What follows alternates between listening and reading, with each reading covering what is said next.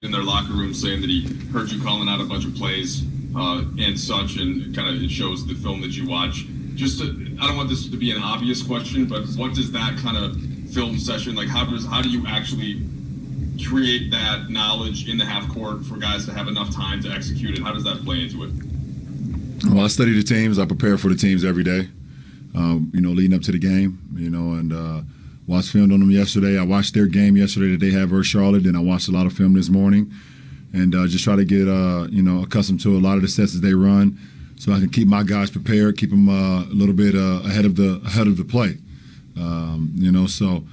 Just being very knowledgeable about some of the sets that they like to run, some of the ATOs, some of the things they like to run in half court, things of that nature, just to have my guys keeping their head on the swivel and not get surprised by anything.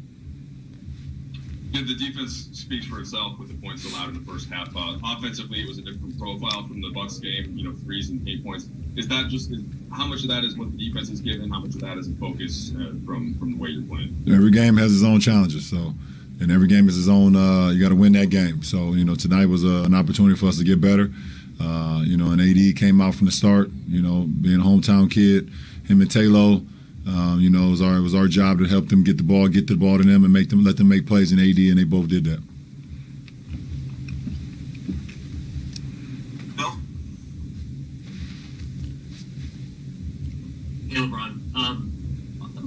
Tuesday will be a year since the accident, and I'm wondering, you were in a really tough spot as the leader of this team going through that, and kind of the face of the organization going through that.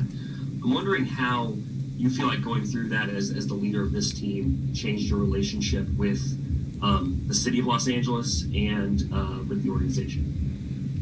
I try not to, put myself back in that headspace, because it was, just too dark for not only myself, but for organization and for everyone that's involved in it. As the leader of the ball club, it was my job and my responsibility to take it all on. And represent our team with the most strength that I could, prosper at that point in time for the purple and gold, for Laker Nation. It was my job to take that responsibility. And I wanted to let everyone know inside this organization that I was okay with doing that, that's all I can say about that. Dave? LeBron, Anthony called himself out after the last game you guys had, even though you won. He said he wasn't playing well as of late. I'm curious, is that part of the accountability that you guys speak about as what you want to have in that locker room, him acknowledging that he wants more from him? And did you put your arm around a guy like that? Did you try to help him going through whatever the funk he claimed it to be? Absolutely, both. One, sometimes you allow a guy to kind of, go through it and figure it out for themselves, but also at the same time, let him know that we're here for him. And me as a leader of the squad, and me as his brother, let him know whatever he needs from me, I can do. And it started with us, getting on the ball early and often, tonight, and and it's just right back on track.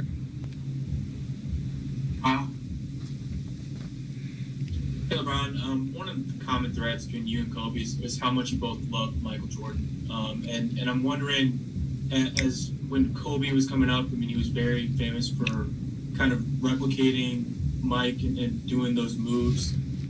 As either a teenager or a young guy in the league, was that something that you sort of had an appreciation for and gave you any kind of respect factor for Kobe? I only looked at Kobe for him. Obviously you've seen a lot of the similarities between, him and Mike, but I appreciate Kobe's game for Kobe's game. The way he played the game, the finesse that he played with, the ball handling, the capabilities, the shooting, everything that he possessed on the floor. I respected him for who he was as a player, and what he was able to bring out on the floor. The fact that he was able to take some things from MJ and look at some of MJ's DNA and actually be able to do it. A lot of people try to do that. A lot of people wish they can take things from some of the greats and implement it into their game and then become successful. They just can't. They don't have the ability to do it, or they don't have the drive to do it. They don't have the mindset to do it, but he actually did it and did it at a high level for a long time. And, you can respect that. Last question, Dan. Ron, I appreciate you and your willingness to talk a little bit about some of this stuff. You guys talk about Kobe. You do it when you break huddles. You did it last year when you wore the Mamba jerseys. You guys have celebrated him in the year. How did that help the grieving process, and why is it important to continue to do that as a team? Man, it's a saying that says time heals all. And as devastating and as tragic as it was and it still is to all of us involved with it, only time, and it takes time. Everyone has their own grieving process. Everyone understands how, everyone individually is different, and everyone is going to, grieve differently, and how long it takes them to come to grips with it, that's up to them and that individual. All you can do as a friend or a loved one or anyone, in our brotherhood and our familyhood that we have here with the Lakers organization is to put an arm around someone when they need it. So, us being able to remember him and, wear the jerseys during the postseason, have the postseason success we had, like as you guys saw with those uniforms, or, we got a lot of guys that wear shoes still to this day, obviously. I'm able to wear the 2-4 on my finger every night. And then when we play in Staples Center, you see that 8 and 2-4 in the rafters and be able to just live his legacy on, It's a lot of things that die in this world, but legends never die, and he's exactly that. So, it's all about representing that.